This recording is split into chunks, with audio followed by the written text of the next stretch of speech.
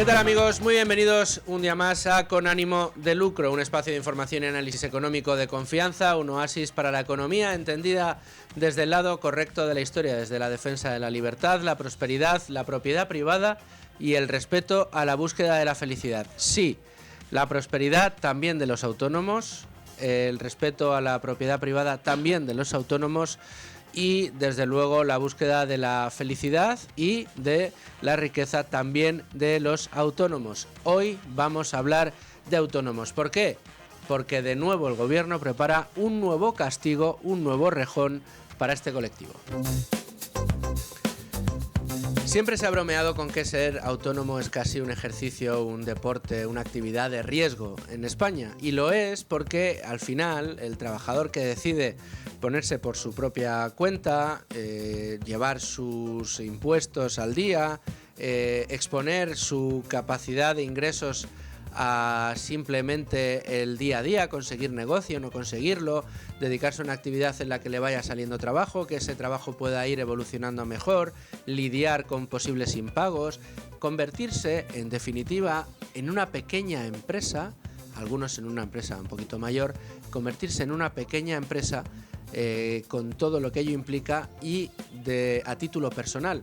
Esto es algo complicado, es algo que en muchas ocasiones puede dar muchas satisfacciones, pero desde luego es algo que, si bien antes contaba con ciertas ventajas frente a cuando uno trabajaba por cuenta ajena, cada día estas ventajas se reducen. Quizá una de las ventajas más importantes era el decidir en qué tramo de cotización cotizabas siendo autónomo, o casualidad, o quizá no por casualidad, la gran mayoría de los autónomos decidían cotizar por la mínima, es decir, decidían que querían responsablemente disponer de la mayor parte del dinero posible para invertirlo como ellos mejor considerasen, más que en entregarle cada vez más dinero a la administración con tal de tratar de granjearse una mejor jubilación a futuro.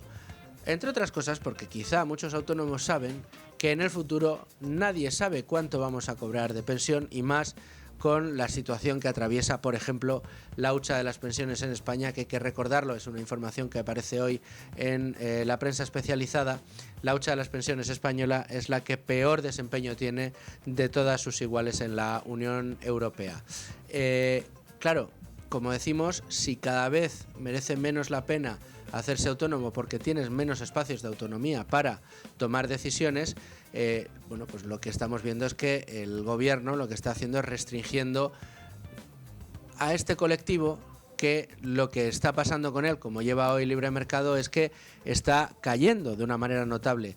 Si en los años 90 el 25% del total de los trabajadores eran autónomos, ahora mismo es el 15%. Ha caído de una manera muy importante. En comunidades como Aragón pasan de representar el 30% al 10%. La caída es todavía más pronunciada.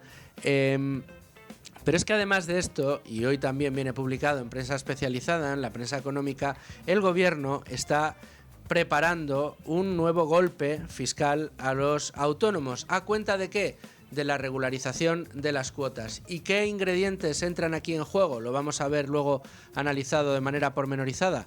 Bueno, pues por un lado la no deflactación de las tarifas del IRPF y por otro lado, insistimos, esta regularización de las cuotas de la Seguridad Social para que cada autónomo pague en función de lo que ha facturado ese año. Como ustedes comprenderán, la mayoría de los autónomos, esas facturaciones no son estándares, fijas y continuas y constantes siempre, sino que dependen de que el cliente termine de pagar, de que no se le caiga, de que no elija a otro profesional para que le preste ese servicio. Es decir, la transparencia que un autónomo tiene a principios de año de lo que ganará durante todo ese año es muy limitada, con lo cual puede hacer una contribución relativa a lo que espera que va a ser su actividad durante ese año, pero al finalizar el año, la Seguridad Social machea lo que de verdad ha ingresado con lo que ha pagado en cuotas y liquida la diferencia. O bien devuelve o bien pide que paguen más. Como ustedes podrán comprender y habrán adivinado, a la mayoría de los autónomos les toca pagar más porque la liquidación se les hizo a deber. Pero a aquellos que les tiene que devolver, ¿qué está diciendo en este caso Hacienda? pues que tendrán que repercutirlo como ingreso en el IRPF. No en el del año 24, estamos hablando de las liquidaciones que se hicieron en 2023, no las del año 24, sino las del año 25, 2 años después. Los juristas creen que esto va a ser el inicio de un montón de reclamaciones, porque habrá muchos de los autónomos que pasarán de tramo por tener que incluir esa regularización que ha hecho la Seguridad Social, y por lo tanto les tocará pagar de impuestos más de lo que habían pagado ya hasta la fecha. Con 2 años de diferencia también se pierde la posibilidad del cálculo y evidentemente es una de las consecuencias que va a tener esta decisión que ha tomado Hacienda. Antes de arrancar el programa nos hemos puesto en contacto con las plataformas de autónomos, y algunos de ellos, ATA en concreto, nos dice que tampoco supone un golpe fiscal tan evidente. Hoy vamos a hablar con especialistas para que nos cuenten efectivamente cómo les va a influir. Pero consideramos Con Ánimo de Lucro que el colectivo de los autónomos es un colectivo en el que nos tenemos que fijar, al que tenemos que atender y cuya realidad más nos interesa. ¿Por qué? Pues porque suponen una parte importantísima de nuestro tejido productivo. Aquí, Con Ánimo de Lucro, en el día de hoy, nos vamos a fijar en los autónomos. Pero antes, como siempre, vamos a ver qué trae la portada de Libre Mercado. Beatriz García, Bea, ¿cómo estás? Muy buenos días. Jefa de Libre Mercado, ¿qué traes? ¿Qué asuntos nos ilustra hoy la portada de nuestro periódico? Bueno, pues más magia estadística, una vez más.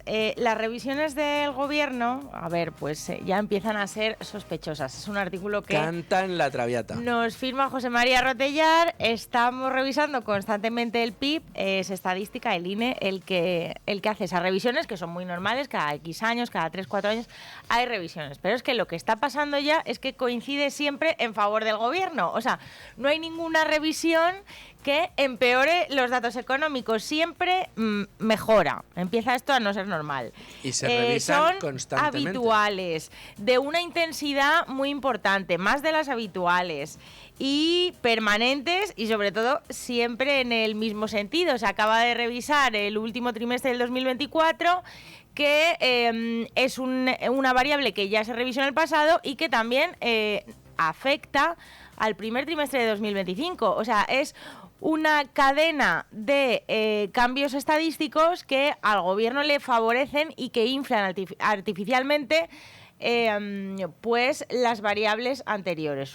Revisamos el último trimestre del año, afecta también al primer trimestre del año siguiente. Entonces, bueno, pues esto empieza a no ser normal, o por lo menos a ser sospechoso. Y esto es lo que podemos leer en la columna de José María Rotellar, clásica de los lunes ya en Libertad Digital, en Libre Mercado.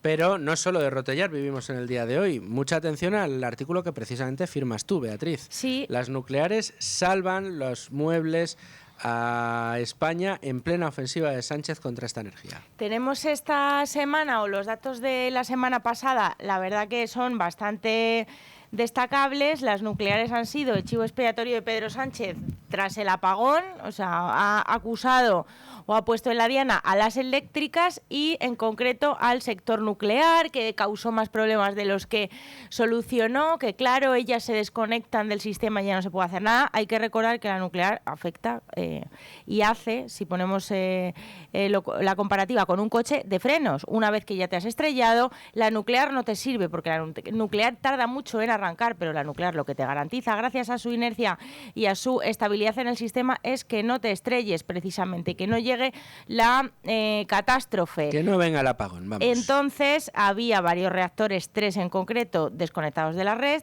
2 porque en precio no les interesaba entrar a la subasta, precio que artificialmente, bueno, pues el gobierno perjudica al sector, según les viene, friendo impuestos en los últimos años. Y una, que era la de Trillo, estaba parada por recarga térmica. Recargas el combustible, tardas como un mes, un poquito más en recargar, y esto, todavía la de Trillo, sigue apagada. Pero Almaraz y Cofrentes han vuelto al sistema, han vuelto a entrar en el mix. Y este mix que Beatriz Corredor dice que el gobierno no toca, cuando es completamente falso. Este mix está recurriendo cada vez más a la nuclear. Empezó el pasado lunes aportando un 5% de la generación del sistema, terminó el domingo aportando más de un 21%. O sea que la nuclear está tomando un papel protagonista en el mix, está garantizando que no nos vuelva a pillar el apagón por sorpresa, y mientras tanto en el gobierno y en Red Eléctrica, bueno, pues sí que es verdad que están criticando demasiado a esta tecnología. Por supuesto, podemos leer en Libre Mercado ya la última hora que hemos conocido en el día de hoy, ese pacto entre Estados Unidos y China a cuenta de los aranceles que, hay que decir, es importante, va a tener su repercusión mientras dure. Mientras dure, claro. O sea, esto siempre es la gran incógnita. Nosotros siempre celebramos la paz. Está muy bien que durante 90 días haya habido una tregua, pero bueno, son dos socios que son bastante poco de fiar. Veremos a ver lo que les dura esta pipa de la paz que se acaban de fumar y a ver en qué queda. Pobres sectores los que tienen que sufrir los vaivenes de Xi Jinping y Donald Trump.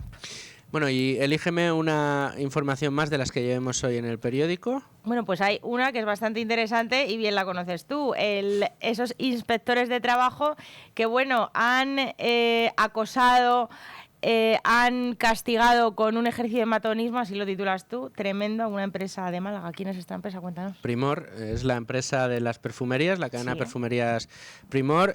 Juan Ricardo Hidalgo, su dueño, contó a Libre Mercado, con todo lujo de detalles, cómo ha sido este periplo que le llevó desde que estaban cerrados por el COVID, una situación que casi acaba con ellos, como precisamente incluso en el COVID, donde lo único que podían hacer para poder mantener a flote la compañía era, además de pedir algún crédito que nunca habían hecho antes, funcionar online, de manera online. Entonces tenían empleados en alguna de las tiendas empaquetando y sirviendo pedidos.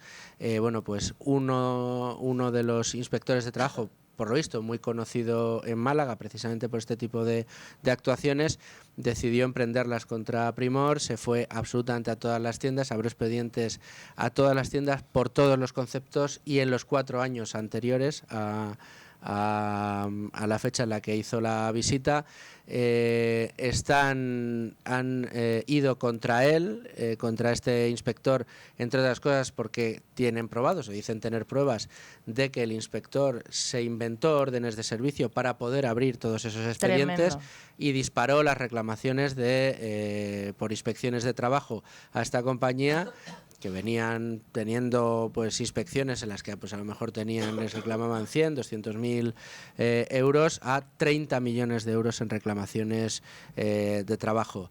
Lo han puesto todo en manos de los tribunales. Está el abogado de Primor haciendo una labor extraordinaria.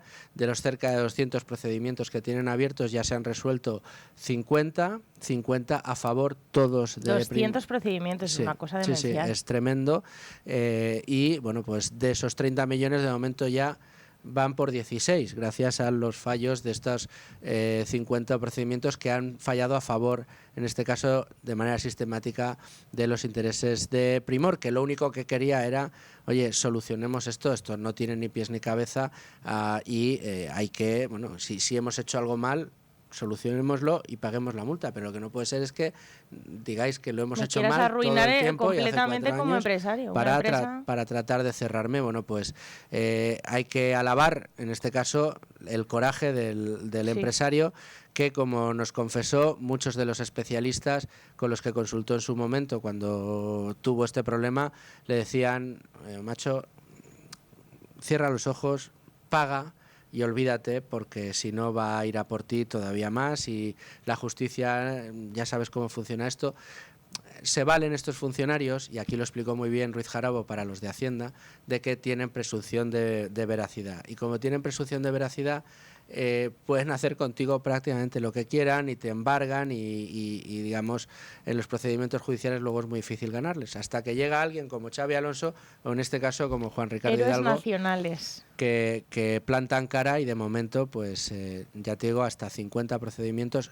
Solo fallaron en contra los 5 primeros. A partir del quinto, otros 50 que han ido a favor de este empresario, y los que vienen por delante, que todavía son unos cuantos. Pues felicitaciones a Primor, esta empresa tan exitosa que tiene tantísimos clientes en España y que un señor, valiéndose de su posición de superioridad, ha intentado arruinarla completamente, porque si tú le clavas una multa de 30 millones de euros a una compañía, es que se le rompes completamente su les conduces balance. a la quiebra. Sí, pues enhorabuena por la pieza. Seguiremos muy pendientes de este caso, porque bueno, le quedan bastantes litigios que ganar. Esperemos que bueno, con éxito. Lo seguiremos desde luego en cualquier caso y veremos cómo va evolucionando. Beatriz, muchas gracias. ¿Para mañana algo que nos puedas adelantar? Sí, bueno, vamos a seguir el asunto de las renovables. Hay un gigante japonés, una empresa que también le ha derrotado a España. Ah, o sea que amigo, seguimos acumulando por estas derrotas. Cuantías que el gobierno de Sánchez ahora, gobernando, no quiere pagar. En fin, Beatriz, estaremos muy pendientes. Muchísimas gracias, como siempre. Y nos vamos ya con toda la información en el día de hoy, pero antes déjenme que les recuerde que tienen una alternativa fantástica, todos ustedes, todos los que nos oyen, para invertir su dinero y hacerlo en el negocio inmobiliario sin necesidad de comprarse una casa. ¿Y cómo es esto, Luis Fernando? Bueno, pues fácil. Ustedes pueden aprovecharse de las plataformas de crowdlending inmobiliario que están consiguiendo aglutinar a inversores, como pueda ser usted, que desde 250 euros quiera invertir en promociones inmobiliarias, a esas partes de la promoción en las que los promotores no consiguen financiación bancaria. Ahí están plataformas como Cibislend que se valen de sus inversiones para financiar estos proyectos y le devuelve esa inversión a los 10-15 meses con rentabilidades de entre el 11 y el 13%. La verdad que una solución fantástica para invertir en un negocio que puede que a usted le guste, que es el negocio inmobiliario, insisto, sin la necesidad de tener que buscar una casa, comprarla, hipotecarse, ponerla en alquiler, arreglar las cosas, contratar los consumos, etcétera. Es mucho más sencillo, insisto, de 250 euros y toda la información la tienen en Cibislend, con V y terminado en D, www.cibislend.com. Bueno, autónomos es el tema que tenemos hoy con ánimo de lucro y un tema pues que va a ser muy importante precisamente para este colectivo. Rubén Folguera, ¿qué tal? ¿Cómo estás? Buenas tardes, ¿qué tal?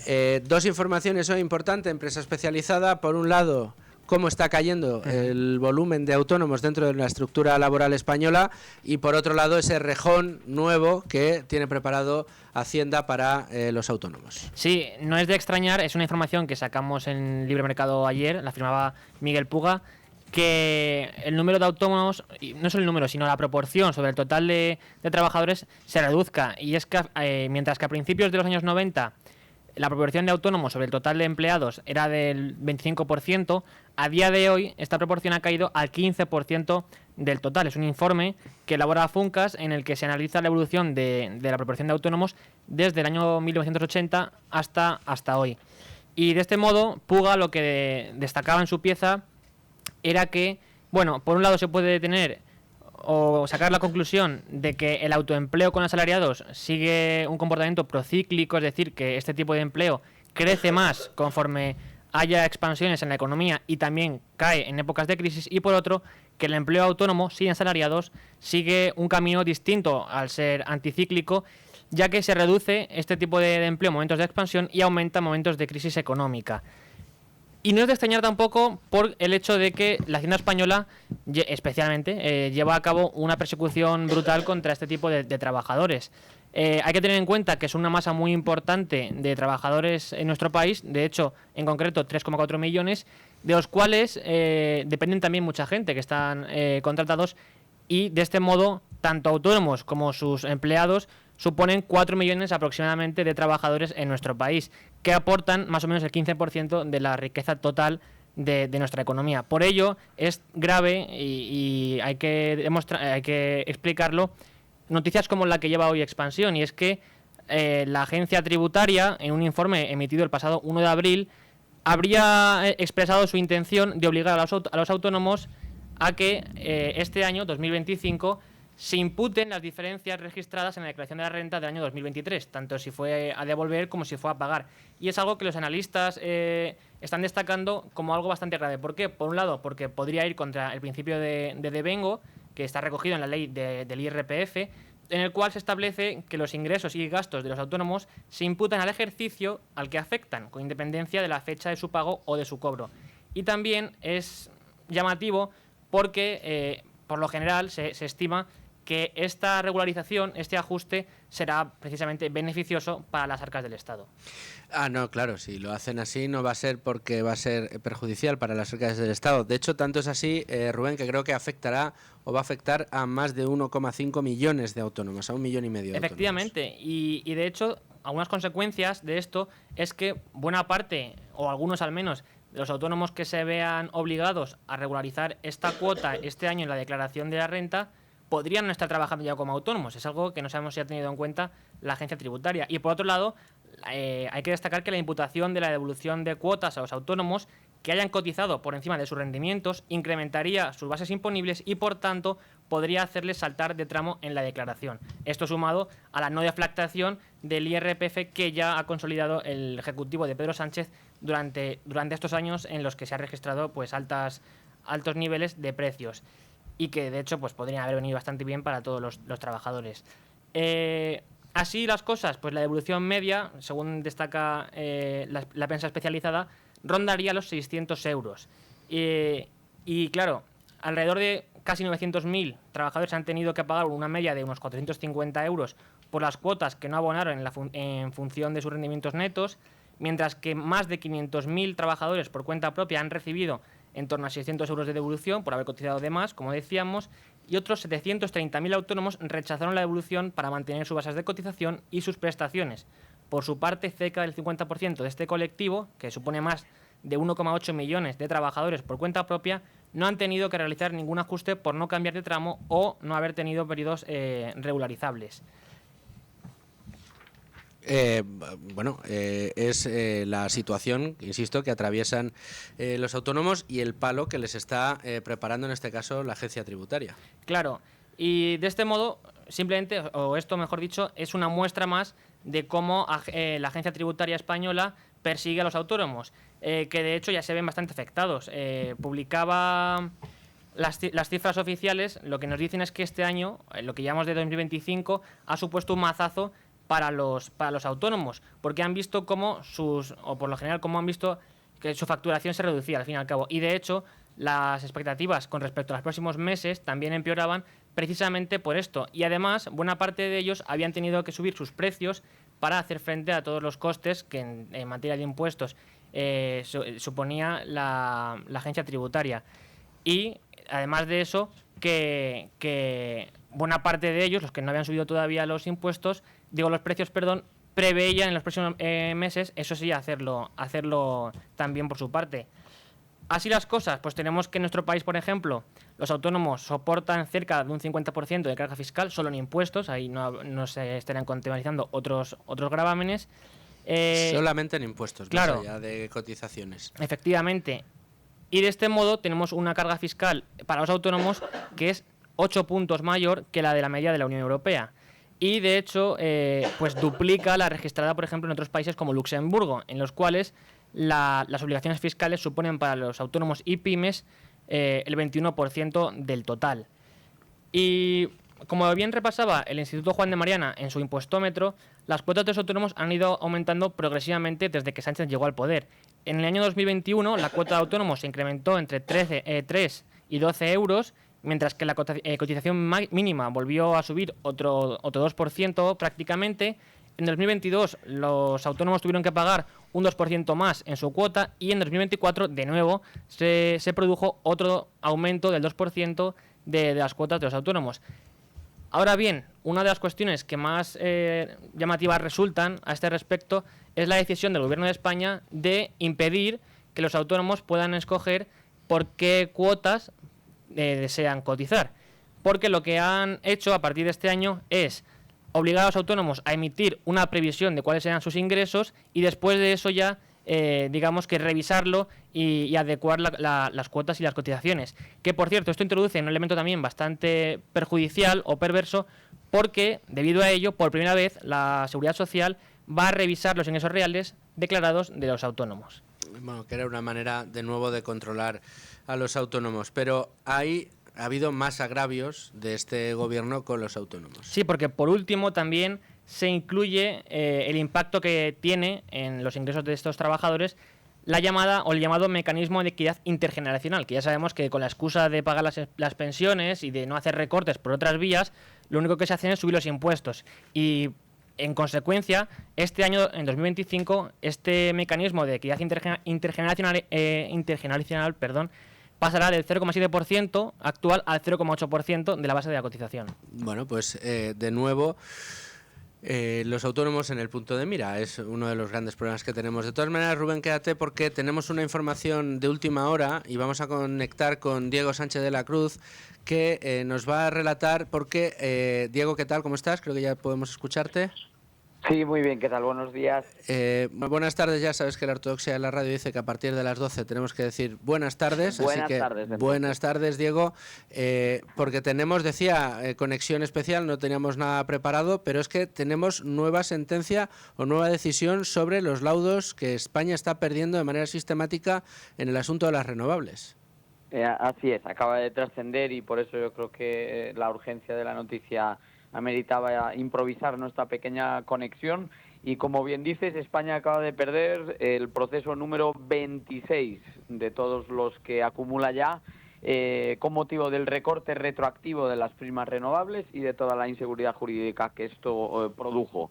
La condena, esta es, como digo, la número 26, la emite nuevamente el Tribunal del Banco Mundial, el CIADI. Es una condena en beneficio de la demandante, que es la empresa, la corporación japonesa Mitsui, una empresa cotizada de enorme tamaño en el país del sol naciente, y la multa, bueno, la indemnización, mejor dicho, así como los intereses de demora, la condena en costas y la obligación de sufragar el coste del proceso ascienden en total a 39 millones de euros, o sea que cuando vamos agregando los datos, España ya acumula no solo 26 deudas, como acabamos de decir, sino que al sumar las cifras estamos hablando ya en más de 1.800 millones de euros. Y en este caso no es la primera empresa japonesa que derrota a España. Me permito recordar que Toyota ya lo hizo, puesto que su filial energética, Eurus, también había denunciado a España y obtuvo una indemnización millonaria, a la que ahora se suma la de este caso, el caso Mitsui, que igualmente invirtió en España, tomó la promesa de los dirigentes de nuestro país y luego vio cómo eran expropiados las condiciones de inversión que se le habían ofrecido. Bueno, Diego, pues muchas gracias por darnos esa última hora, 26 deudas, más de 1.800 millones y que no queremos pagar ni un solo euro, ni un solo céntimo, por más que las instancias internacionales sigan sin darnos la razón. Tremendo el volumen de inseguridad jurídica que está atesorando este gobierno a cuenta de las renovables. Diego, muchas gracias, como siempre, por contárnoslo. Lo haremos en algún programa especial próximamente para recapitular cómo va todo este proceso. Así es, y habrá ampliación en libre mercado. Gracias. Muy amable. Y seguimos con el tema del día. Estábamos repasando con Rubén Folguera estas noticias que llevamos hoy que atañen al mundo de los autónomos, pero como siempre tenemos que buscar la opinión experta de uno de nuestros analistas de cabecera, en este caso el profesor y director del Observatorio Económico de la Universidad Francisco de Vitoria, José María Rotellar. José María, ¿cómo estás? Hola, buenos días. De nuevo, los autónomos en el punto de mira, ¿no? Bueno, sí, esto no es más que, vamos a ver, esto no es más que una regularización de las cuotas y efectivamente, claro, la regulación de las cuotas lo que implicaría sería que se produjese una paralela, pero vamos, una declaración complementaria, mejor dicho, por parte de los autónomos, correspondiente al año en el que se está produciendo. En el 23, claro. El año 2023. Porque es la mayoría de los autónomos va por principio de devengo, no por principio de caja. Hay algunos que se han acogido al criterio de caja, pero sí, el criterio de devengo es el criterio de devengo. Y desde el punto de vista, en cualquier caso, fiscal, siempre es el criterio de devengo. Entonces, claro, aquí hay dos temas. Quienes no tengan que regularizar les resulta indiferente. Quienes les haya salido a devolver, digamos, porque pagaron una cuota superior, si no se aplica el criterio de devengo, se les va a imputar en este ejercicio un incremento de su base realmente, porque al final lo que se está produciendo es una merma un incremento de las deducciones que se podían haber aplicado, ¿no? como autónomo, En caso de que no siga como autónomo, no sé yo si se lo podría aplicar. Entiendo que sí, si le están aplicando el criterio de caja, aunque no esté dado de alta como autónomo, deberían implantar alguna medida para poder bonificárselo del mismo año, igual que si no está siendo autónomo se lo han cobrado, obviamente eso tendrían que poder compensárselo, y si ha pagado de menos, también debería poder deducirse esa cantidad entonces y no ahora, ¿no? Pero realmente parece ser que, por lo que se ha leído, Hacienda está adoptando un criterio de caja, y eso básicamente sobre todo es un error contable.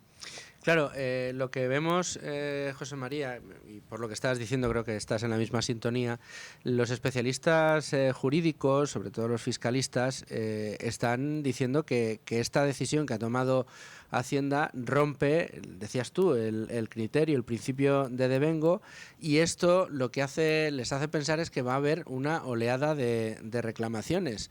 Claro, Claro, es que puede haberla, sí. es que lo que se convierte, digamos, en un acto de justicia divina, por así decirlo, que es que por fin te reconozcan que te cobraron más cotización de la que deberían haberte cobrado, porque como siempre te piden que metas las provisiones de ingresos que vas a tener, que conforme a eso pagues, pero luego si te quedas por debajo, pues evidentemente habrás pagado más de lo que tendrías que haber pagado y el Estado te tiene que abonar la diferencia. Haciéndolo de esta manera, lo que haces es que generas nuevos flujos para Hacienda, por eso lo hace, pero por otro lado al contribuyente le puede suponer un problema muy serio, ¿no? Sí, claro que le puede suponer un problema muy serio, sobre todo a aquellos a los que les haya salido a devolver, ¿no? Porque al fin y al cabo, a quien le haya salido a pagar se lo va a deducir en un ejercicio o en otro, ¿no?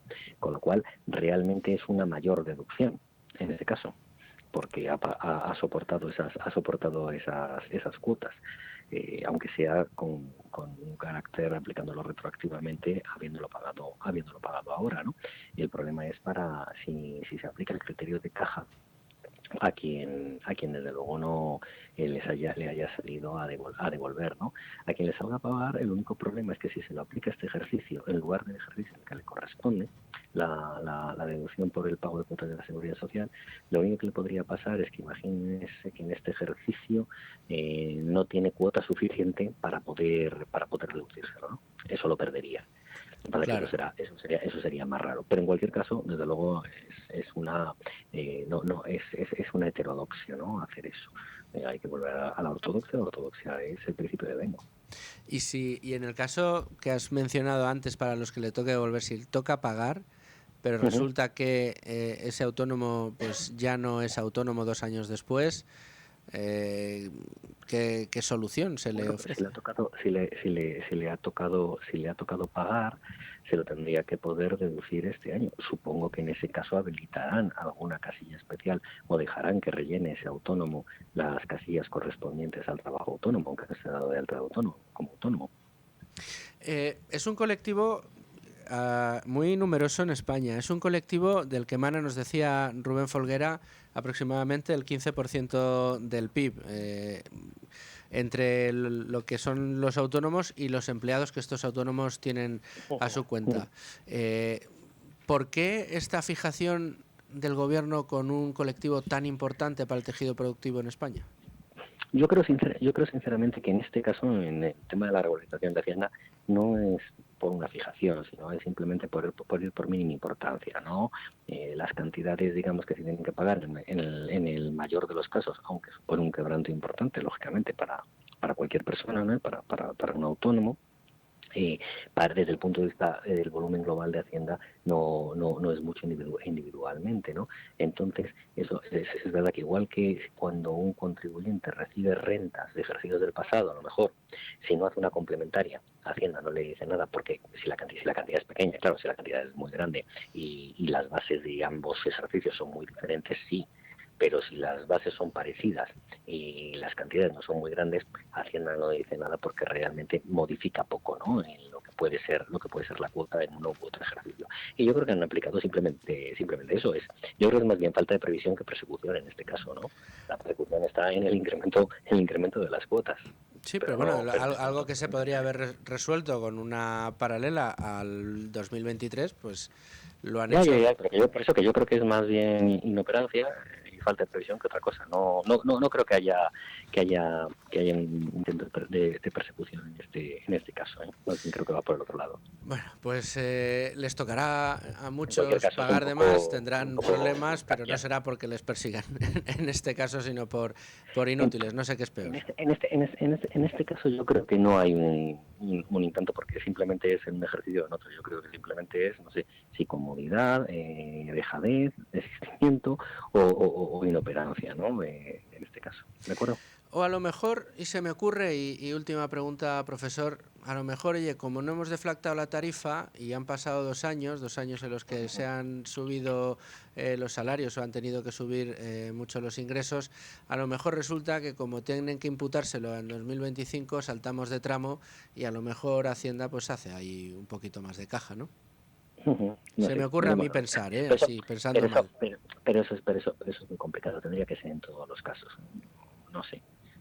Yo creo que es complicado, podría ser, pero vamos, no, yo creo que el volumen será pequeño para lo que pueda modificar, para lo que pueda incrementar el ingreso.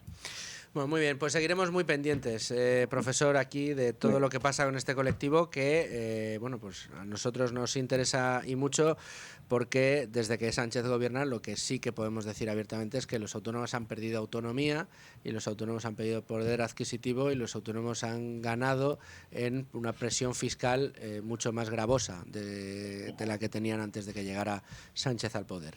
Profesor Rotellar, como siempre, millones de gracias por atender a Con Ánimo de Lucro. Un placer. Hasta luego. Y cuando son las 12:44, las 11:44 en Canarias, seguimos con este asunto y consultamos a otro de nuestros expertos de cabecera, en esta ocasión desde el ámbito laboral. Él es el director de estudios del Gabinete de Estudios del sindicato USO, de la Unión Sindical Obrera, y es José Luis Fernández Santillana, al quien tengo el gusto de saludar. José Luis, ¿cómo estás? Hola, muy bien, encantado de estar con vosotros. No sé si has tenido ocasión de echar un vistazo a la información que trae hoy el diario Expansión y de la información que también traemos en Libre Mercado acerca de cómo la tasa de autónomos dentro del sistema productivo en España, dentro del sistema laboral, está cayendo desde hace años y cómo Hacienda ha preparado otro golpe fiscal a los autónomos por la regularización de las cuotas. Va a traer cola esto de la regularización de las cuotas, ¿no? Bueno, yo creo que ya lo sabían, ¿no? Quiero decir que esto les iba a traer cuando firmaron el acuerdo con las organizaciones de autónomos a través también de la COE, etcétera, respecto a este nuevo sistema. Ya sabían que iba a haber gente que iba a salir perjudicada, o sea que me parece que el problema de estas cosas es cuando está en un papel o cuando vamos a la realidad, ¿no? Y la realidad está haciendo que muchos, sobre todo los autónomos que son más débiles económicamente, son los que van a tener que pagar una cantidad adicional que está muy por encima de lo que venían haciendo antes, ¿no? Entonces, el problema es que cuando se habla tanto del emprendimiento y de impulsar el trabajo autónomo como un mecanismo de autoempleo, etcétera, y que incluso podría ser un elemento muy positivo para minorar esa lacra del paro en nuestro país y, por tanto, incrementar la ocupación por esta vía, pues, hombre, todos son carreras de obstáculos. Me parece que esto es muy fuerte, ¿no? Es decir, sobre todo porque todos los incrementos que se están produciendo del salario mínimo, que yo puedo compartir desde el punto de vista laboral, de que nuestro salario mínimo desde el punto de vista no es muy alto, sí que tiene un componente recaudatorio muy importante a través del incremento de las bases de cotización. Por tanto, la base mínima de cotización, que es a la que se acogen muchos de estos autónomos, automáticamente se le está incrementando de una manera muy potente, ¿no? Y entonces yo creo que esto no ayuda, ¿no? Sí, no, y aparte de ser un colectivo que casi es una contradicción in terminis. Cuando tú a un autónomo, que lo que tenía era también autonomía para decidir, por ejemplo, la base de cotización por la que quería cotizar, no olvidemos que se ha tratado este asunto de esta reforma para imponerle la base de cotización a la que cada autónomo tiene que cotizar. Se les ha puesto como excusa, no, hombre, es que algunos, claro, cotizaban por la mínima, entonces luego los derechos laborales adquiridos eran los mínimos cuando llegaban a la edad de jubilación, pero todos los autónomos tenían la posibilidad de cotizar por la máxima si quisieran, si hubieran Sí, querido. sí, Era no, un ejercicio algunos, de autonomía de lo que tenían sí, ellos. Esto hombre, yo se creo lo que has también, eliminado de un plumazo y les has impuesto la cotización, además, a posteriori. Primero me dices cuánto crees que vas a ganar y luego así puedo yo revisar todos los ingresos que has tenido y decidir por cuánto me tienes que cotizar. bueno, Claro, y en esta regularización tardas 2 años en hacerla, ahora además obligas a pasarla por IRPF, no has deflactado la tarifa, más de uno le va a tocar pagar de más y a 2 años vista, ¿no? Con los problemas que esto va a tener para el principio de devengo y el criterio de devengo que podría haberse solucionado con una paralela, ¿no? sí, pero claro, para este tipo de cuestiones es lo de siempre, es el afán recaudatorio, es decir, usted tiene que hacer primero una estimación de los ingresos que vas a tener o de los resultados que se te oiga. Yo puedo prever, pero tampoco tengo muy claro que esta situación vaya así, ¿no? Y en función, como siempre, voy a tener que pagar casi por adelantado, ¿no? Es decir, en función de una previsión que no sé si va a completar o no. Bueno, cuanto antes yo tenía muy claro cuáles son mis ingresos, de alguna manera, y yo a partir de ahí decidía, cojo la mínima, cojo la máxima o juego entre esos factores. Bueno, eso me parece que también hay que pensar que hay algunos autónomos después se lamentan de haber estado muchos años cotizando por la... Muy buenas, Sando. Bien, Hemos pero... tenido ahí un pequeño cruce de llamadas. No, José Luis, sí, estabas diciendo que evidentemente ha habido más de un autónomo que se ha lamentado después por haber cotizado por la mínima, pero como a mí me gusta decir siempre, oye, cada uno es responsable claro, de claro, lo que claro, no, hace exacto. y tenías la Sí, sí. posibilidad de haber cotizado por Sí, la bueno, máxima. lo que pasa es que esto también aquí yo quiero entrar en un componente, vamos a ver, de solidaridad, porque en España, como tenemos garantizado al menos una pensión mínima y un complemento a mínimos, algunos de estos autónomos que se quedan después por debajo, todo el sistema tiene que complementarles. Pero bueno, eso serían ya cuestiones de, hablamos, a mí me parece que el tema de fondo es que lo que tiene que haber es una progresividad en la cotización en función de los ingresos que tienes. Y definamos cuáles son esos ingresos, porque oiga, lo que hay que después de los ingresos hay que deducir aquellos gastos que has necesitado para generarlos, ¿no? Porque este es el tema de fondo, ¿no? Y cómo se construye esa escala, que yo creo que es donde está el gran problema, ¿no? Es decir, con los autónomos no solamente hay que pensar en los ingresos que van a generar, sino en los gastos que realizan para poder generarlos. Y esto es lo que no está nada claro que sea así, ¿no? Y por tanto estamos hablando de los ingresos netos o no, del beneficio neto. Oiga, a partir de ahí juguemos, ¿no?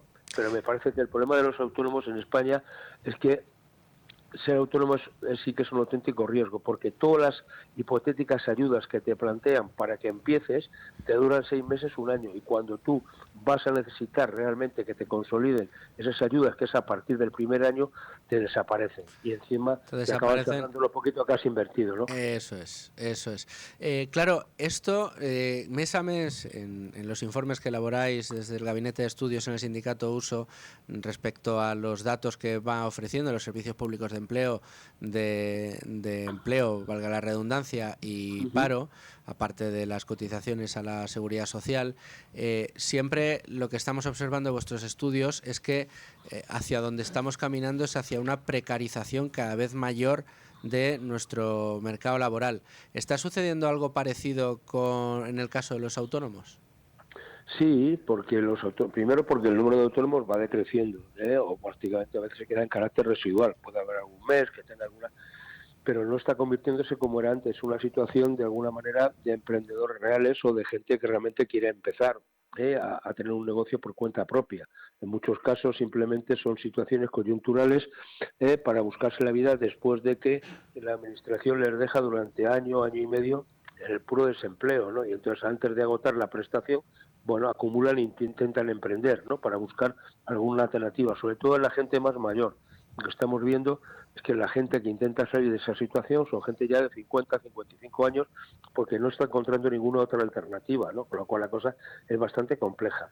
Y luego el problema de fondo sigue siendo el mismo, ¿no? Es decir, en España se está troceando muchísimo el empleo y por tanto las cotizaciones sociales, que es lo que hay que aportar a la seguridad social para mantener el sistema de protección, no crecen al mismo ritmo que el teórico número de incremento de cotizantes, porque las horas de trabajo no crecen en la misma proporción, se está trabajando menos y los autónomos son los que trabajan yo diría casi sin horas, ¿no? Porque el que quiere seguir funcionando no tiene capacidad para poder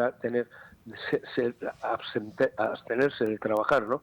Trabajan y un poquito más, ¿no? Es decir, que a mí me parece que el gran drama de este país es que los autónomos se les ayuda teóricamente, se les incita en muchos casos a emprender esa actividad durante los 6 primeros meses, la tarifa plana, pero al cabo de un año todo eso se acaba, te encuentras que no has acabado de consolidar tu negocio, que te haría falta un segundo empujón y nadie te lo da. Y al contrario, te empiezan a exigir las cuentas de lo que te han prestado para empezar. Y entonces automáticamente muchos de ellos desaparecen y encima con pérdidas patrimoniales, que eso realmente es lo penoso.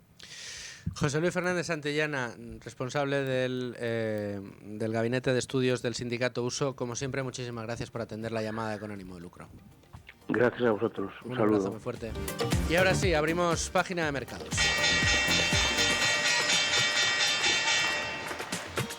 Digo ahora sí porque quien se había colado en esa llamada no era otro que José María Luna, asesor de Luna y Sevilla Asesores, asesor financiero y analista de cabecera de esta casa para mercados. José María, ahora sí, ¿cómo estás?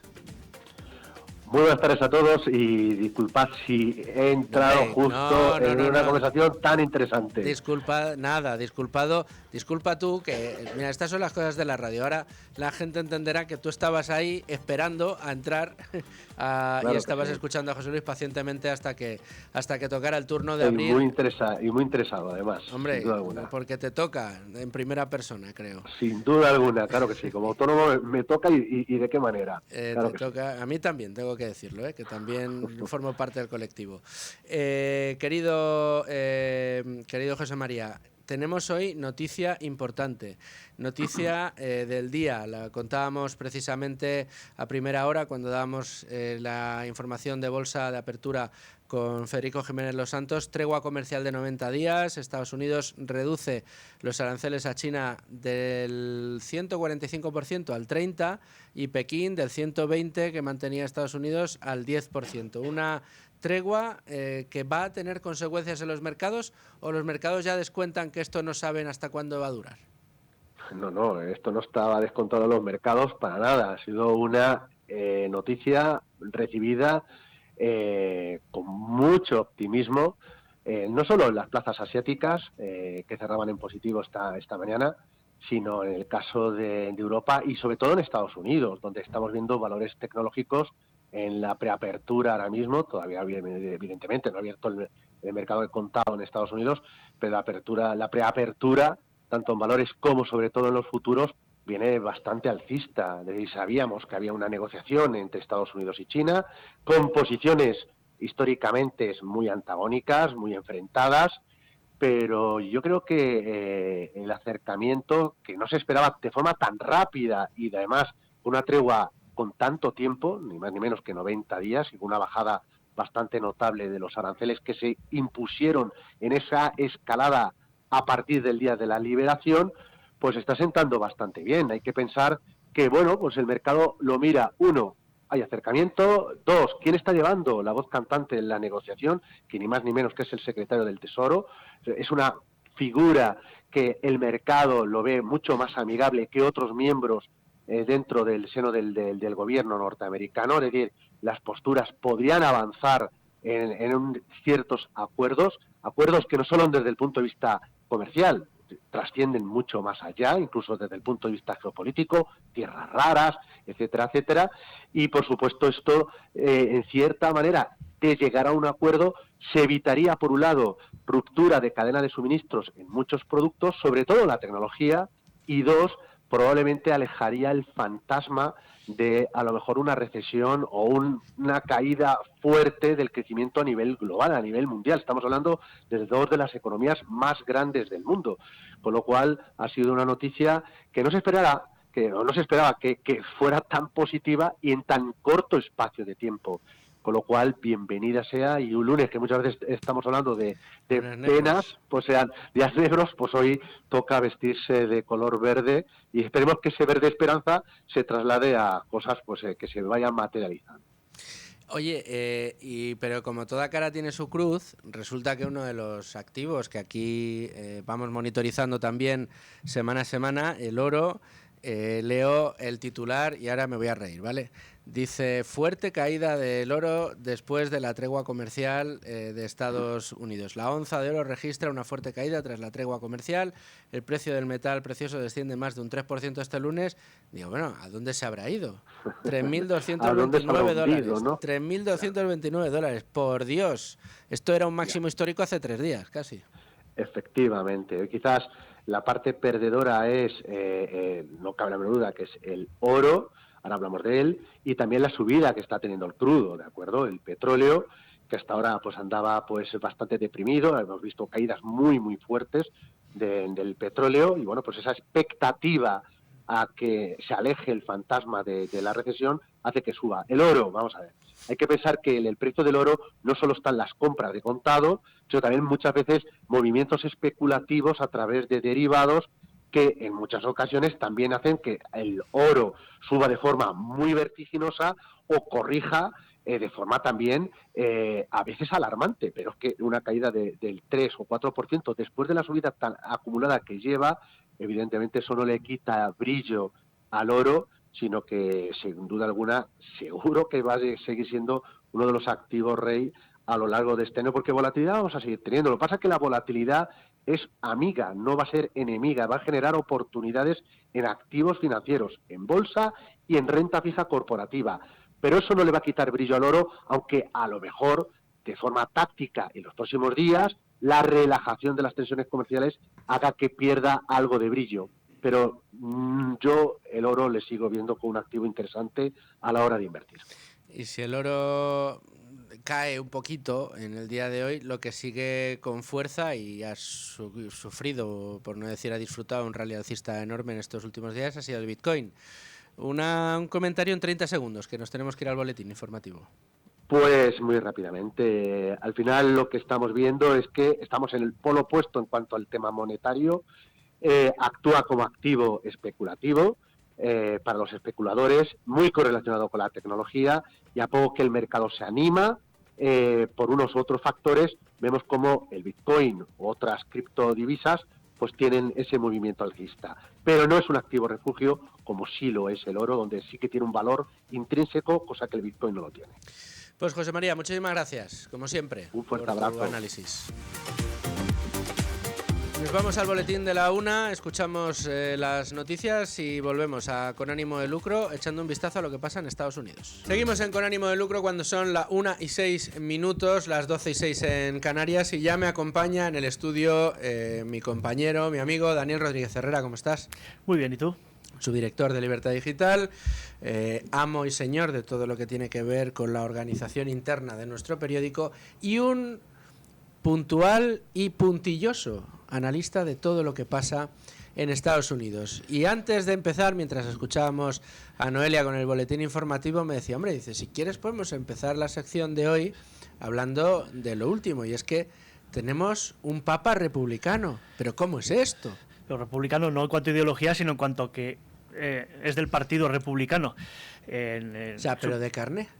A ver, es que en Estados Unidos, para poder votar, te tienes que registrar.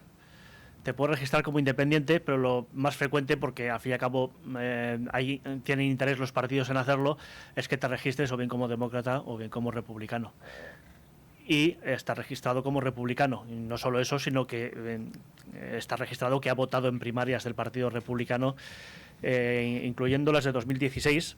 En 2020 ya no, pero creo que en 2016 las dos anteriores votó las primarias en las presidenciales. Ah, fíjate.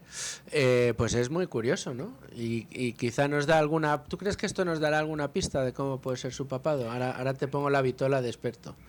No, y como no la tengo, te responderé lo único que puedo responder y que debería responder más gente. No tengo ni la más remota idea de lo que va a hacer. Lo único es que, claro, están aquí los medios progres todos excitados y tal, porque... consideran que es un continuista de la obra de Francisco. Claro, y un señor que ha estado en el Partido Republicano hasta antes de ayer, teniendo en cuenta que el Partido Republicano está en muchos temas mucho más a la derecha que los partidos como el PP y muchos partidos de derechas en Europa, pues hombre, igual deberían llevarles a una ligera pausa e intentar volver a lo que deberíamos decir todos, que es no tenemos ni idea. No tenemos ni idea.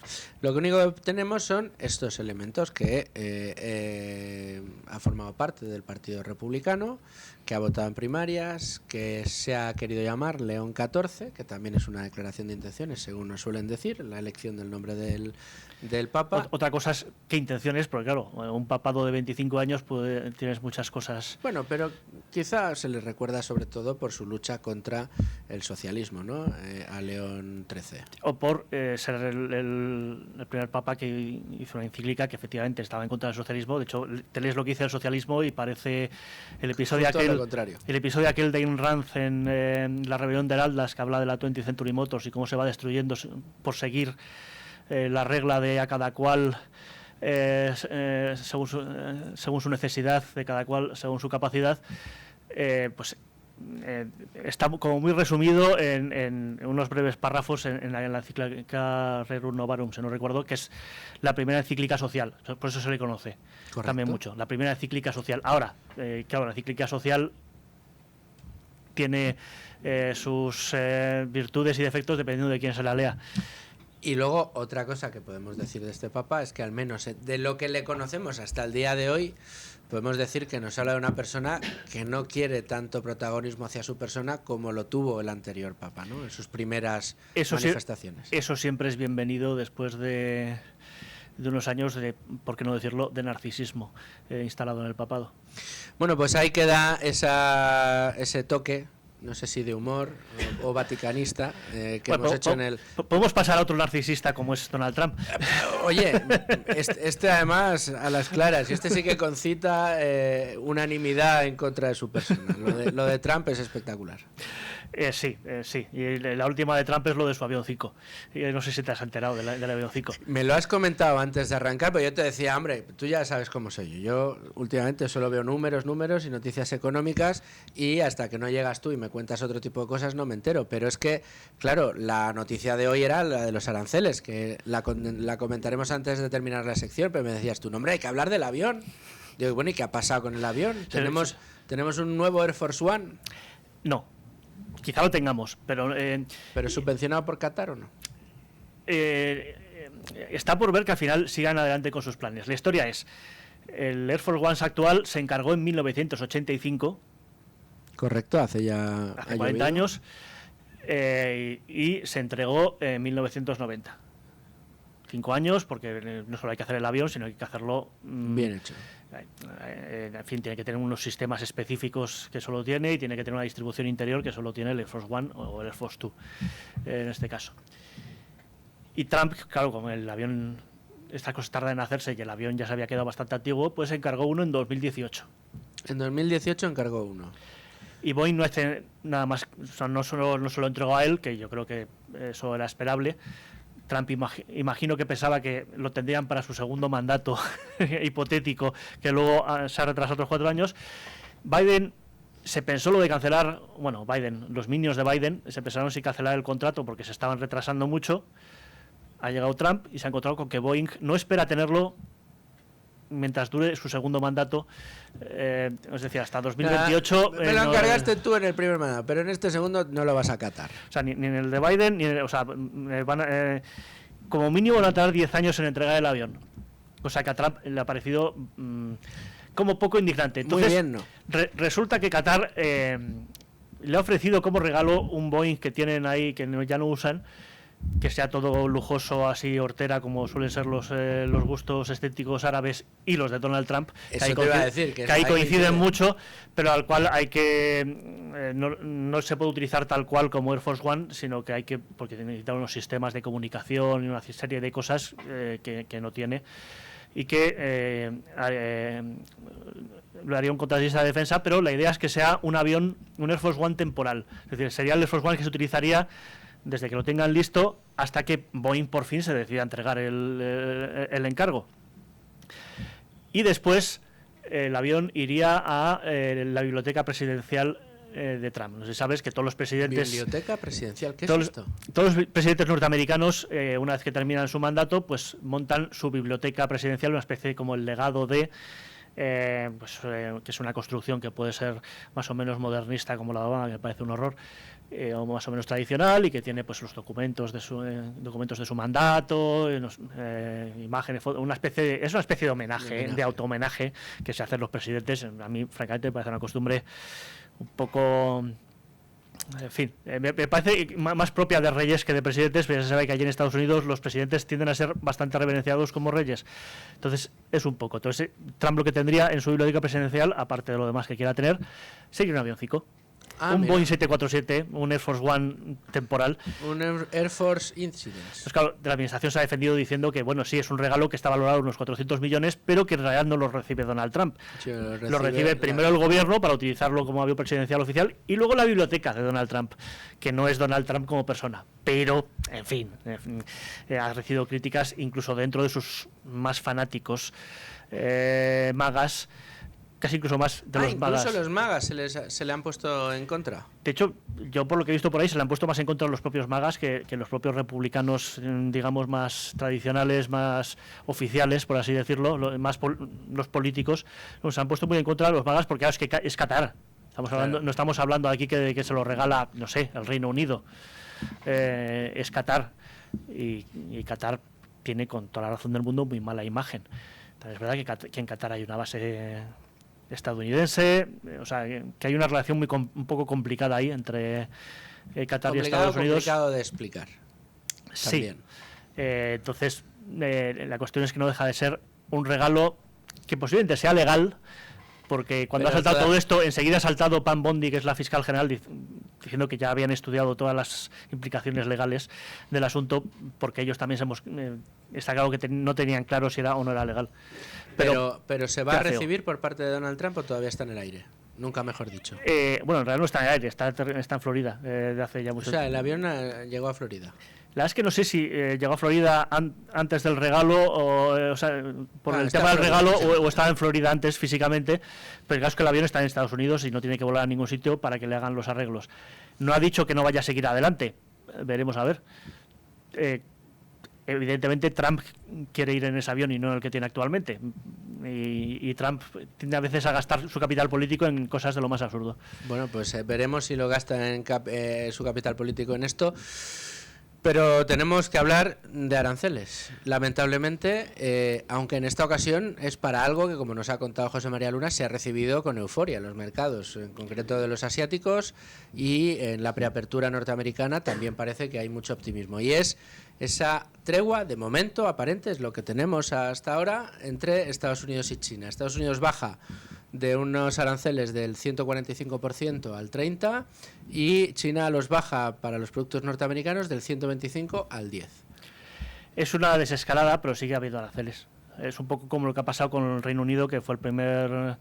que le mantuvo el 10%. El primer tratado de libre comercio, entre comillas, que le mantuvo el 10%, porque, de nuevo, parece que ya está bastante claro que Trump... Mínimo el 10%. Quiere mínimo el 10% con efectos recaudatorios. Que luego, además, utiliza los aranceles para negociar, vale, negociamos, llegamos a un acuerdo, pero te pongo el 10%. Está claro que ese parece ser el suelo para todo el mundo, y con ese suelo al menos tenemos que contar todos. De hecho, la tregua de 90 días famosa para el resto de tal era tregua para los aranceles punitivos, llamémoslo así, con aquella regla completamente absurda y completamente estúpida que se montaron de contar el déficit comercial como si fuese una barrera comercial. Hicieron los 90 días, pero el 10% se quedaba. El 10%, al menos durante estos años de Trump, se va a quedar, a no ser que haya alguna decisión bipartidista que podría pasar, la está impulsando el senador Rand Paul, para quitarle capacidad al presidente para decidir sobre aranceles, porque los aranceles, en principio, quien tiene el poder sobre ellos es el Congreso, no es el presidente. Lo que pasa es que lo cedieron. Entonces están intentando descederlo y volvérselo a quedar, lo cual, francamente, me parecería muy, muy razonable. ¿Qué recorrido puede tener esto? Está por ver. Pero hay posibilidades. Pues aquí lo veremos, Dani. Y la próxima vez, la semana que viene o la otra, cuando te tengamos otra vez aquí. Muy bien. Muchas gracias. Y en Con Ánimo de Lucro nos gusta aprender y aprender de los mejores. Y siempre lo hacemos con Rocío Recio, del equipo de relación con inversores de Cobas Asset Management. Rocío, ¿cómo estás? ¿Qué tal? Muy bien.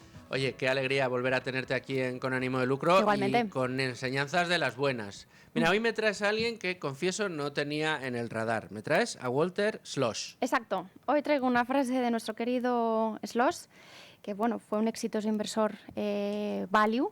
En colaboración también, bueno, pues colaboró con Warren Buffett y obtuvo una media del 15% de rentabilidad compuesta a lo largo de 4 décadas y pico, que no está nada mal. Durante 40 años un 15%. Exacto. Jolín. Eso es. Entonces, bueno, la frase es la siguiente. Dice, cuando se trata de invertir, mi sugerencia es que primero comprenda sus fortalezas y debilidades y luego idee una estrategia simple para que pueda dormir por la noche. Esto es lo de conocerte a ti mismo. Eso es. Y de esto autoconocimiento. sabéis un rato en Cobas, ¿eh? Eso es. Sí, además es una de las cosas, tú fíjate, somos más de 30.000 partícipes en Cobas, Luis Fer, y yo creo que es una de las cosas que siempre les decimos a nuestros coinversores, que precisamente, oye, al igual que eliges al mejor médico pues para tratarte cualquier tema de salud, al igual que escoges al mejor siempre en todo o intentas hacerlo, oye, escoge el mejor también o lo mejor, una estrategia o un gestor o una gestora, un equipo de gestores que te permita dormir por la noche. O sea, que puedas estar tranquilo, que puedas confiar plenamente dónde tienes esos ahorros y al igual que lo haces con tu salud, haz exactamente lo mismo con tus finanzas, con tus ahorros. Es muy importante y nosotros lo decimos constantemente a nuestros inversores. Bueno, pero no solo eso, Rocío, sino que es importante, dentro de lo que dices, es que tú te conozcas a ti mismo. Exacto. Y sepas ya no decir, oye, pues este gestor es fantástico, maravilloso, venga, yo con este gestor, y de repente pasa una cosa en este gestor que tú no oye, pero tienes que saber qué pasa con esa estrategia, tienes que saber cómo te va a aprobar el mercado en un momento determinado y cómo eres tú como inversor, que esta es una parte muy importante, y cuáles son los sesgos que operan en nuestra cabeza, también los tienes que conocer, y ahí vosotros, con Brainvestor, estáis haciendo un trabajazo. Claro, imagínate que tú tienes, oye, tu inversión, tus ahorros están invertidos en, no lo sé, en bolsa, en cualquier gestora y de repente, por lo que sea, el mercado, oye, cae bruscamente. Y de repente ves ahí en tu pantalla, cuando tú entras a tu aplicación donde tú estés invertido, y de repente imagínate, Luis, ver que esto ya ha pasado, por ejemplo, con la época del COVID, y ves un menos 40% en tus ahorros. Esto ha sucedido. Yo lo he visto. En mis posiciones yo lo he visto. Y no una semana, ni 2, ni 3. ¿eh? Bastante, ¿no? Entonces, sí. Claro, ahí pues obviamente te vas a definir como inversor. Oye, ¿vas a estar tranquilo? ¿Vas a tener esa mente fría? O al contrario, te vas a poner muy nervioso y vas a darle al botón de reembolsar, corriendo. Quiero salir huyendo de aquí. Entonces, como bien decías, antes de idear esa estrategia, obviamente es muy importante conocerse a sí mismo, saber cómo como inversores somos, cuáles son esas fortalezas que te definen y cuáles son tus debilidades. Y eso es una de las cosas que nosotros solemos decir siempre a través, como bien decías, de Brainvestor, que es una aplicación pues, completamente gratuita, que la verdad animo a todos los oyentes que la descarguen y prueben, porque bueno, acompañamos al inversor en determinados momentos a la hora de invertir, analizamos cuáles son esos sesgos, intentamos que se eviten en la medida de lo posible de cara al futuro, pues con una serie de herramientas. También proporcionamos talleres con nuestra psicóloga Paz Gómez Ferrer y la verdad es que bueno, hacemos una labor, la verdad que bastante bonita y acompañamos al inversor y como decía, una de las cosas que le solemos decir es, oye, elabora una matriz DAFO, una matriz donde tú mismo vas a ir escribiendo con un papel y un boli cuáles son tus debilidades, tus amenazas, tus fortalezas y cuáles son tus oportunidades. Y en función de eso, oye, las trabajamos. Y eso es una de las cosas también que hacemos en nuestro programa de mentoring. Hacemos un programa mentoring gratuito pues con inversores o con potenciales, cualquiera que le apetezca, precisamente a eso, a intentar guiarles y a intentar manejar esas situaciones, esos sesgos que muchas veces nos pasan, obviamente, malas jugadas, ¿no? En materia de inversión. No, hombre, y esto es algo que todos tenemos que saber, que antes o después sobre todo cuando arrancamos con este maravilloso mundo de la inversión, lo descubrimos, aprendemos, nos formamos y empezamos a invertir, y además lo intentamos hacer siempre con cabeza, con mirada a largo plazo, con sensatez, apoyado en gestores de primer nivel. Sea como fuere, siempre se producen crisis. Siempre. Y siempre hay caídas, momentos importantes con caídas importantes de mercado. No hay más que echar la vista atrás y acordarse del COVID, pero también de cuando se produjo el Brexit, que también hubo caídas muy importantes. La primera vez que Donald Trump llegó al poder, todas las caídas que se han registrado durante este año por este tema arancelario de Donald Trump. Quiero decir, siempre se van a producir caídas más o menos importantes en el mercado, y siempre se van a producir narrativas que van a querer poner en duda nuestra estrategia, y al final todo esto nos va a definir a nosotros como inversores. Por eso a mí me parece tan bueno de esta frase que nos traes hoy, lo de que se pueda dormir tranquilo, poder dormir a pierna suelta. Parece que esto no, en los tiempos que corren, no es un valor, pero tiene que serlo, porque el no dormir tranquilo puede llevarte a tomar malas decisiones. Este es el gran riesgo de no dormir tranquilo, que por querer dormir tranquilo puedes tomar decisiones de las que termines arrepintiéndote, ¿no? Claro, y como digo, como decía al principio, si tú eliges al mejor en términos de ahorro, en términos de inversión, y tú delegas esa confianza plena de tus ahorros en ese equipo gestor, pues o ese gestor en concreto, pues obviamente vas a poder dormir tranquilo, porque dices, bueno, vale, el mercado ha caído un 40%, poniéndonos en el ejemplo de antes, pero yo sé que este equipo o esta persona en quien yo he delegado esa confianza y esos ahorros, sé que lo va a hacer bien, porque saben dónde están invertidos. De hecho, bueno, ya lo hablábamos aquí en semanas previas, ¿no? en esta sección, y es precisamente ese grado de confianza que te da el hecho de conocer muy bien las compañías en las que se están invertidos, en los activos en los que tú estás, decir, pues no pasa nada que el mercado caiga ahora mismo un 40%, incluso sería el momento perfecto e idóneo de decir, oye, si tengo un excedente de liquidez, ahora es el momento de invertirlo, y no precisamente darle a ese botón de reembolso de me voy corriendo. O sea, si tú estás tan convencido del equipo donde tú estás delegando pues esa confianza, obviamente te sentirás incluso hasta capaz de decir, ahora es el momento. Mira, hace poco voy a poner un ejemplo de alguien, espero que no se dé por aludido, pero sí es verdad, es alguien con el que hablaba yo hace bien poco, que de repente pues despertó a esto de la inversión, es verdad, de la manera más amateur posible, y empezó a invertir en Bitcoin, ¿eh? Es el caso concreto del que te hablo. Y yo, bueno, pues oye, mira, si entiendes bien el activo, dice, bueno, tampoco, pero creo que va a ser muy rentable y tal. Digo, bueno, mira, dentro de lo que es cripto no te has ido a lo más extremo. Bitcoin, digamos que la tesis más o menos se va consolidando, cada vez hay más gente que lo apoya, y es probable que se consolide a largo plazo. Digo, bueno, no me parece mal. Digo, ¿cuál es tu estrategia? Dice, pues nada, mira, ahora que ha subido mucho, he comprado un montón y bueno, yo si baja, pues lo sacaré. Digo, ¿cómo? O sea, que ahora que está muy caro lo compras y si baja lo sacas. Digo, entonces estás dispuesto a perder. Pero no va a dormir bien por la noche. Y le explicaba que tenía que hacer lo contrario y no era capaz de entenderlo. Digo, no, si baja lo saco. Digo, pero vamos a ver, ¿no será mejor que si baja? ¿No estás convencido de Bitcoin? Pues oye, si baja, compra, y si sube, pues mantén, bueno, pero no... Cuesta, no, en fin, es difícil, por eso yo creo que, insisto... Pero para comprarte una casa todo el mundo lo entiende, sí. Para comprarte un coche todo el mundo lo entiende. Ahora, hablas de inversión y ya es distinto. Es otro mundo, claro. Bueno, yo creo que hay bastante desconocimiento y yo creo que por eso en Cobas pues hacemos una labor bastante bonita, en Value School también, con todo el ejercicio de divulgación financiera, y eso al final... Tengo que decir que sois una de las gestoras Value que más compromiso habéis demostrado siempre a lo largo de los años en esta tarea, que algunos también desempeñamos tratando de llevar estas ideas cada vez a más gente, sí. Pero al final son ideas de libertad, son ideas que te permiten empezar a construir un patrimonio, desengancharte de esta rueda de hámster, de esta carrera de la rata en la que nos quieren metidos a todos los españoles, y bueno, pues ir saliendo e ir conquistando unos espacios de libertad cada vez mayores. Sin duda. Vamos a recordar, frase y autor. La frase de Walter Schloss: cuando se trata de invertir, mi sugerencia es que primero comprenda sus fortalezas y debilidades y luego idee una estrategia simple para que pueda dormir por la noche. Pues a dormir por la noche todos tranquilos. Eso es. Rocío Recio, del equipo de relación con inversores de Cobas Asset Management, como siempre, muchas gracias. Muchas gracias a vosotros. Hasta la semana que viene. Hasta la semana que viene. Y a todos ustedes, señores oyentes, como siempre les digo, ahora les dejo en manos de la mejor programación, que es la de Radio, y les espero mañana puntual aquí a las 12 Con Ánimo de Lucro. Hasta mañana, amigos.